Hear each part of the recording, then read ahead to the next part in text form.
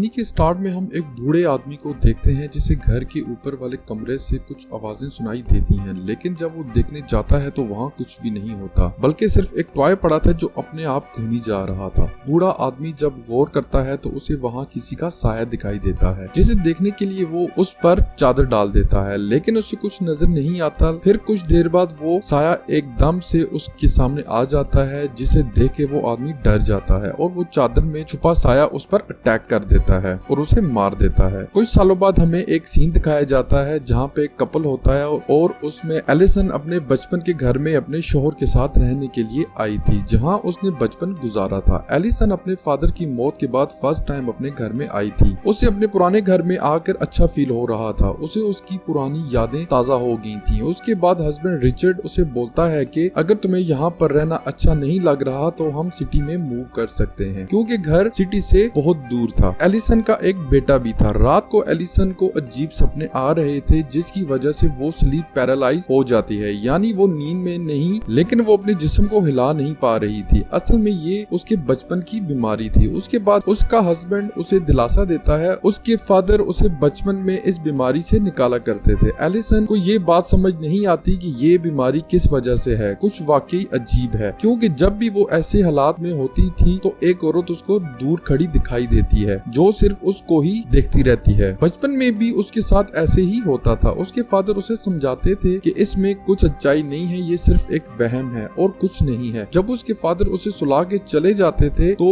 दोबारा से वही भयानक सपने आना शुरू हो जाते हैं। सुबह को जब रिचर्ड अपने ऑफिस जाने को तैयार हो रहा था तो तभी न्यूज में एक पैरानॉर्मल इन्वेस्टिगेटर को दिखाया जाता है, जो बता रहा था कि कैसे उसने एक आत्मा से बात करके इंसान की डेड बॉडी को ढूंढा है। उसे देखकर एलिसन भी दिल में सोचती है कि उसे अपने केस के बारे में बात करनी चाहिए। अपने हस्बैंड रिचर्ड के जाने के बाद एलिसन अपने घर की सफाई करने लग पड़ती है। जब अपनी किताबों को रख रही थी तो वो एक तस्वीर को देखती है जिसमें एक ब्राइड और उसका हस्बैंड नजर आते हैं, जिसको एलिसन पहचान नहीं पाती। उसे साइड पर रख के दोबारा से सफाई में मगन हो जाती है। इसी दौरान उसे वॉशरूम में पानी के चलने की आवाज आती है। उधर जाके देखती है तो वहाँ पानी का टैप खुला हुआ था और वॉश बेसिन में पानी भर चुका था। ये टैप को बंद करती है और पानी निकालने के लिए हाथ डालती है तो उसे वॉश बेसिन में से किसी के कटे हुए बाल नजर आते हैं, जिन्हें देखकर वो काफी हैरान हो जाती है कि वो बाल यहाँ पर कैसे आए। तभी एलिसन को अपने बच्चे के रोने की आवाज आती है। ये जाकर अपने बच्चे को चुप करवाती है तो तभी उसकी नजर ऊन के धागे पर पड़ती है, जो करीब ही पड़ा हुआ था। उसे देखकर याद आता है कि ऐसा धागा उसने अपनी माँ के हाथ में देखा था, क्योंकि उसकी माँ टेलर थी। रात को एलिसन जब रिचर्ड के पास खाना खा रही थी तो रिचर्ड बताता है कि मुझे बिजनेस के सिलसिले में कुछ दिनों के लिए बाहर जाना होगा, इसलिए ये सुनकर एलिसन को अच्छा नहीं लगता। वो कहती है कि लाजमी तुम्हारी सेक्रेटरी भी साथ होगी, क्योंकि रिचर्ड अपनी सेक्रेटरी को पसंद करता है और वो उसे मना करती है कि क्या तुम मुझे ऐसे ही अकेला छोड़ के चले जाओगे। जिस पर रिचर्ड कहता है कि बात को समझने की कोशिश करो, अगर मैं नहीं गया तो मुझे फायर कर दिया जाएगा। लेकिन एलिसन को गुस्सा था कि रिचर्ड अपनी सेक्रेटरी के साथ जा रहा है, जिस पर रिचर्ड उससे कहता है कि उसकी जॉब है तो समझने की कोशिश करो, मैं सिर्फ तुमसे प्यार करता हूँ, ऐसे शक ना करो मुझ पर। एलिसन अब कुछ कहे बगैर ही वहाँ से चली जाती है। तभी उसे अपने सामने घूमता हुआ टॉय दिखाई देता है। उसको देखकर एलिसन को अपने बचपन की याद आ गई थी कि कैसे उसके बचपन में ये इसके सामने आ गया था। जब इसने उस टॉय का पीछा किया तो इसकी माँ ने उसे स्टोर में बंद कर दिया था। जब सुबह हुई तो इसके फादर ने इसे बाहर निकाला था। एलिसन जख्मी हालत में बाहर निकली थी। इसके बाद उसके फादर ने ये फैसला किया था कि वो इसे किसी दूसरी फैमिली को देंगे, क्योंकि एलिसन अपने ही घर में महफूज नहीं थी। पर उस वक्त एलिसन ने अपने घर में एक गेस्ट को भी देखा था जो रूम में बैठकर मंत्र पढ़ रहा था। तब से एलिसन बाहर रहने लगी थी और वो बहुत टाइम बाद बचपन वाले घर में आई थी। सुबह जब एलिसन के पास रिचर्ड आता है और रात के बिहेवियर पर माफी मांगता है और एलिसन को समझाता है कि समझो ये बिजनेस ट्रिप है, मेरे लिए बहुत इंपॉर्टेंट है। एलिसन भी उसकी बात को समझ जाती है और उसे जाने देती है। जिसके बाद रिचर्ड को उसके ऑफिस में देखते हैं, जो मीटिंग में अपनी सेक्रेटरी को देख रहा था। उधर एलिसन घर में अकेली थी और वो किताब पढ़ रही थी। अचानक से लाइट बंद हो जाती है। जब ये लाइट को ठीक करने जाती है तो उधर इसे अपने फादर का साया दिखाई देता है, जिसे देखकर एलिसन काफी डर जाती है और जल्दी से लाइट को ठीक करके चला देती है, लेकिन वहाँ पे कोई नहीं था। इसके बाद जल्दी से अपने बच्चे के पास चली जाती है, जिसको ये सही सलामत देखकर सुकून का सांस लेती है और फिर सोने चली जाती है। तब थोड़ी देर बाद जब एलिसन की आंख खुलती है तो वो ये महसूस करती है कि अभी भी वो स्लीप पैरालाइज में। उसी वक्त उसे वॉकी टॉकी पे अपने बच्चे के कमरे से आवाज आती है जिसमें कोई कह रहा था कि वो उसके बच्चे को अपने साथ ले जाएगी। ये सुनते ही एलिसन काफी डर गई थी और जब वो ठीक होती है तो अपने बच्चे के रूम में जाती है और साथ ही रिचर्ड को कॉल करके वाकये के बारे में बताती है। रिचर्ड कहता है कि तुम्हारा कोई वहम होगा क्योंकि अक्सर तुम्हें डरावने सपने आते हैं, रिलैक्स रहो और मेडिसिन लेके सो जाओ। रिचर्ड अभी भी अपनी सेक्रेटरी के साथ ही था। दूसरी तरफ रात को दोबारा एलिसन को ऊपर वाले रूम से आवाज आती है और ये सेम रूम था जो कहानी के शुरू में दिखाया जाता है। मतलब यहाँ कुछ न कुछ जरूर था। इसको यहाँ से एक पुरानी टेप मिलती है जिसको इसके फादर ने रिकॉर्ड किया था। एलिसन उसे चला के देखती है और इस वीडियो में देखती है कि वो अपने माँ बाप के साथ जंगल में पिकनिक मनाने गई थी, पर साथ ही एक और वो अपने माँ की वीडियो देखती है जिसमें उसकी माँ अजीबो गरीब हरकतें करते हुए दिखाई दे रही थी। उसके फादर ने प्रीस्ट को बुलाया था। ये सब देखकर एलिसन को समझ नहीं आ रहा था कि उसकी माँ को क्या हुआ था क्योंकि आज तक उसके फादर ने इस बारे में नहीं बताया। अब एलिसन किसी तरह से उस प्रीस्ट का पता करती है जिसको इसने इस वीडियो में देखा था और उससे मिलने चली जाती है। प्रीस्ट उससे पूछता है कि तुम कौन हो। तब वो बताती है कि आज से कुछ साल पहले मेरे फादर ने तुमसे मदद मांगी थी। मैं उन्हीं की बेटी हूँ। मेरी माँ को ठीक करने आए थे। मुझे जानना है कि आखिर में मेरी माँ के साथ हुआ क्या था, वो क्यों अजीबो गरीब हरकतें करती थी। प्रीस्ट कहता है कि सॉरी, मैं इस बारे में तुम्हारी कोई मदद नहीं कर सकता और ना ही कुछ बता सकता हूँ। एलिसन कहती है कि मुझे उस घर में किसी के होने का एहसास होता है, पर प्रीस्ट फिर भी उसकी नहीं सुनता और उसके मुंह पर दरवाजा बंद कर देता है। पर फिर उसी दिन प्रीस्ट एलिसन के घर खुद ही आ गया था। एलिसन पूछती है कि मेरा अब भी वही सवाल है, मेरी माँ को क्या हुआ था। प्रीस्ट बताता है कि तुम्हारी माँ पर किसी बुरी आत्मा का साया था। उसने तुम्हारी माँ को अपने काबू में कर लिया था और तुम्हारे फादर ने तुम्हें दूसरी फैमिली को इसलिए दिया था ताकि तुम महफूज रह सको। तुम्हारी माँ के अंदर जो आत्मा थी वो बहुत ही खतरनाक थी। उस पर कोई भी मंत्र असर नहीं करता था, इसलिए उनका गला काट कर हमें तुम्हारी माँ को मारना पड़ा। इसके बाद तुम्हारे फादर को लगा कि वो आत्मा चली गई है, लेकिन वो इसी घर में मौजूद थी। ये सुनकर एलिसन डर जाती है। वो प्रीस्ट को बताती है कि जब मैं स्लीप पैरालिसिस में होती हूँ तो मुझे कोई औरत नजर आती है। वो प्रीस्ट कहता है कि ये तुम्हारा कोई वहम नहीं है लेकिन हकीकत है, क्योंकि वही आत्मा अभी भी यहाँ मौजूद है जो इस घर से जाना नहीं चाहती। एलिसन पूछती है कि आखिर वो चाहती क्या है। प्रीस्ट बताता है कि तुम्हारे नाना की शादी के फौरन बाद उनकी वाइफ अचानक से गायब हो गई थी। फिर उन्होंने दूसरी शादी कर ली थी जिससे उनके पास 2 बच्चे थे, पर उनमें से सिर्फ तुम्हारी माँ बची थी। जो दूसरी उनकी बहन थी उनको वो आत्मा अपने साथ ले गई थी और वो आत्मा कोई और नहीं है बल्कि तुम्हारी पहली नानी है जो अपने बच्चे को लेने आती है। प्रीस्ट किस बच्चे की बात कर रहा था ये हमें कहानी में आगे जाकर पता चलेगा। एलिसन को तभी प्रीस्ट के पीछे कोई आत्मा नजर आती है जिससे वो डर के उठ जाती है। वो प्रीस्ट से पूछती है कि इस आत्मा को यहाँ से कैसे बाहर निकाला जा सकता है। वो बताता है कि इसके लिए उसकी सभी चीजों को जो उससे बिलोंग करती हैं उन्हें जलाना होगा। तभी वहाँ पर रिचर्ड भी आ जाता है जो इन दोनों की बातें सुन लेता है और उससे बहुत गुस्सा आता है। प्रीस्ट को जाने का कहता है क्योंकि रिचर्ड को इन सब बातों पर यकीन नहीं था। उसे लग रहा था कि प्रीस्ट एलिसन को झूठी बातों में फंसा रहा है। इसके बाद प्रीस्ट उसके घर से चला जाता है। तभी रास्ते में अचानक से उसकी गाड़ी बंद हो जाती है और उसके सामने वही आत्मा आ जाती है जो ब्राइड बनी हुई थी। ये वही ब्राइड थी जिसकी तस्वीर एलिसन ने भी देखी थी। असल में वो यहाँ पर आकर प्रीस्ट को डराना चाहती थी। तभी प्रीस्ट दुआ करता है और मंत्र पढ़ने लगता है। इसी दौरान उसकी गाड़ी का दरवाजा खुलता है। उसे वो फौरन बंद कर लेता है, लेकिन फिर से वो दरवाजा खुल जाता है और प्रीस्ट काफी ज्यादा डर गया था। लेकिन तभी अचानक से वो आत्मा उस पर हमला करके मार देती है। दूसरी तरफ एलिसन ने अपने रूम में अपने बच्चे को लेकर आ जाती है। तभी नीचे से आवाज आती है और प्रीस्ट को जाता हुआ देख लेती है। जब एलिसन उसके पीछे जाती है तो वहीं वो आत्मा उसे नजर आती है जो उसने अपने साथ ले जाने लगी थी। इस दौरान जब रिचर्ड उसके पास आता है तो आत्मा वहाँ से चली जाती है। जब ये दोनों रूम में आते हैं तो इन्हें पता चलता है कि वो आत्मा अब इनके बच्चे को अपने साथ ले गई है। अब रिचर्ड पुलिस को बुलाता है अपने बच्चे को ढूंढने के लिए। उधर एलिसन भी ये जानती थी कि उसके बच्चे को एक आत्मा लेकर गई है जिसे पुलिस नहीं ढूंढ सकती। ये अब उसी पैरानॉर्मल इन्वेस्टिगेटर को कॉल करती है जिसको इसने पहले टीवी पर देखा था। ये एलिसन के बुलाने से उनके घर पे आ जाता है और उन्हें एक जादुई क्रिस्टल बॉल दिखाता है। वो बताता है कि जब कोई आत्मा कोई बुरी शक्ति इसके पास होती है तो इसका रंग बदल जाता है और तभी इसे पता चलता है कि वहाँ पर कोई बुरी शक्ति है या नहीं। जब ये प्रीस्ट एलिसन के रूम को देखता है तो उसे पता चलता है कि उसके बच्चे को सच में कोई आत्मा लेकर गई है। ये एलिसन को कहता है कि अगर तुम अपने बच्चे को वापस लाना चाहती हो तो तुम्हें उस आत्मा की की दुनिया में जाना होगा, जिसके लिए एलिसन मान जाती है। रात को ये एलिसन के रूम में कैंडल्स जलाकर अपना मैजिक शुरू करता है। जब प्रीस्ट आंखें खोलता है तो खुद को दूसरी दुनिया में पाता है, जहाँ पर इसको वही आत्मा दिखाई देती है। उसके हाथ में एलिसन का बच्चा भी था। प्रीस्ट उस आत्मा से कहता है कि देखो, इस बच्चे को अगर तुमने वापस ना किया तो अच्छा नहीं होगा। तब अचानक से आत्मा गायब हो जाती है। प्रीस्ट भी वहाँ पर एक शैतानी निशान को देखता है। असल दुनिया में प्रीस्ट आकर बताता है कि वो आत्मा तुम्हारी पहली नानी है जो डेमन की पूजा किया करती थी, इसलिए एक दिन डेमन ने अपनी दुनिया से आकर उन्हें अपने कब्जे में कर लिया था और ये बात तुम्हारे नाना को पता चली तो उन्होंने इसी घर में अपनी बीवी को जिंदा दफन कर दिया था, जिस बात का बदला उनकी बीवी और वो डेमन मिलकर ले रहे हैं। जैसे वो पहले तुम्हारी माँ की बहन को उठाकर ले गई थी, बिल्कुल वैसे ही वो अब तुम्हारे बच्चे को उठाकर ले गए हैं। एलिसन कहती है कि आखिर वो बच्चों को क्यों लेके जाती है। प्रीस्ट बताता है कि जब तुम्हारे नाना ने अपनी बीवी को जिंदा दफनाया था तो वो माँ बनने वाली थी, इसी बात का बदला वो इस फैमिली के बच्चे को उठाकर पूरा कर रही है। रिचर्ड भी ये बातें सुनकर परेशान हो गया था। वो प्रीस्ट से पूछता है कि हमें अब क्या करना होगा, हम अपने बच्चे को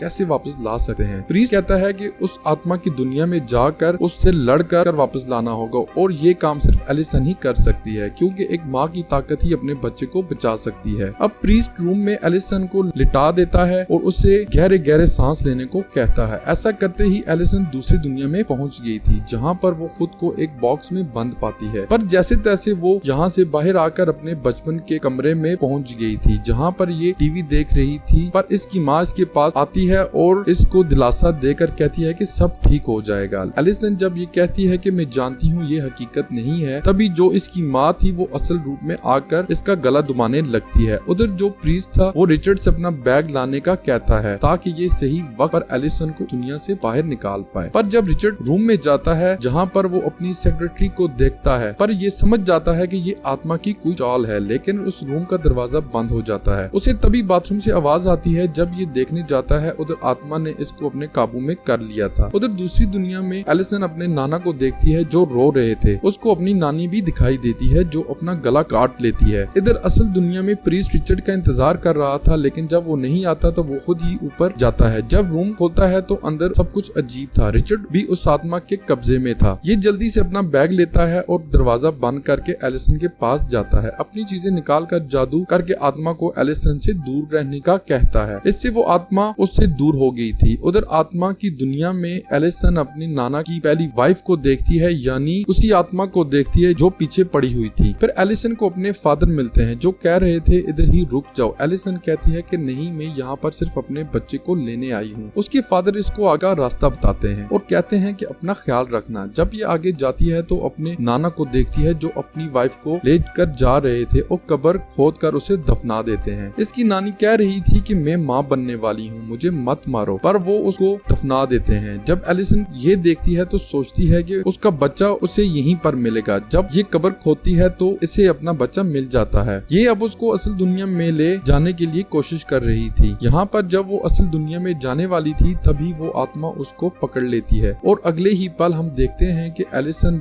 अब इस दुनिया में वापस आ गई थी। एलिसन अपनी आंखें खोलते ही कहती है कि क्या मैं अपने बच्चे को ले आई हूँ। प्रीस्ट कहता है नहीं, पर तुमने अच्छी कोशिश की। तभी ये बच्चे की आवाज को सुनते हैं। जब ये जाकर देखते हैं तो रिचर्ड अपने बच्चे को खिला रहा था। प्रीस्ट ये देखकर खुश हो गया था कि एलिसन की फैमिली अब पूरी हो चुकी है। कुछ वक्त के बाद दिखाया जाता है कि प्रीस्ट फिर से एलिसन की फैमिली से मिलने आया था। रिचर्ड उसको बताता है कि वो दूसरी जगह पर शिफ्ट हो रहे हैं क्योंकि दोबारा से वो अपनी वाइफ और बच्चे को किसी मुसीबत में नहीं डाल सकता। प्रीस्ट घर के अंदर जाके एलिसन के बच्चे को देखता है, पर उसे एलिसन कहीं पर नजर नहीं आ रही थी। प्रीस्ट को फिर से किसी के होने का एहसास होता है। वो क्रिस्टल बॉल एलिसन के बच्चे को खेलने के लिए देता है, तभी उस बॉल का रंग ब्लैक हो गया था। प्रीस्ट समझ गया था कि इस घर में बहुत ही खतरनाक ताकत मौजूद है अभी भी। तभी एलिसन उधर आती है और प्रीस्ट को कहती है कि वेलकम, और साथ ही उस पर हमला कर देती है। जिसके बाद जब रिचर्ड घर में आता है तो वो प्रीस्ट की लाश को देखता है और उसे अपनी बेसमेंट से आवाजें भी आ रही थी। जब ये वहाँ पर जाकर देखता है तो डेमन के हाथ में उसका बच्चा था और एलिसन पीछे से आकर इस पर हमला कर देती है। असल में आत्मा ने एलिसन पर अपना कब्जा कर लिया था ताकि कोई भी इस घर से ना जा पाए, इसीलिए एलिसन के अंदर आकर सबको मार रही थी। अब आगे एलिसन और उसके बच्चे के साथ ये डेड ब्राइड क्या करेगी और इसी सस्पेंस के साथ ये कहानी यहाँ पर खत्म हो जाती है।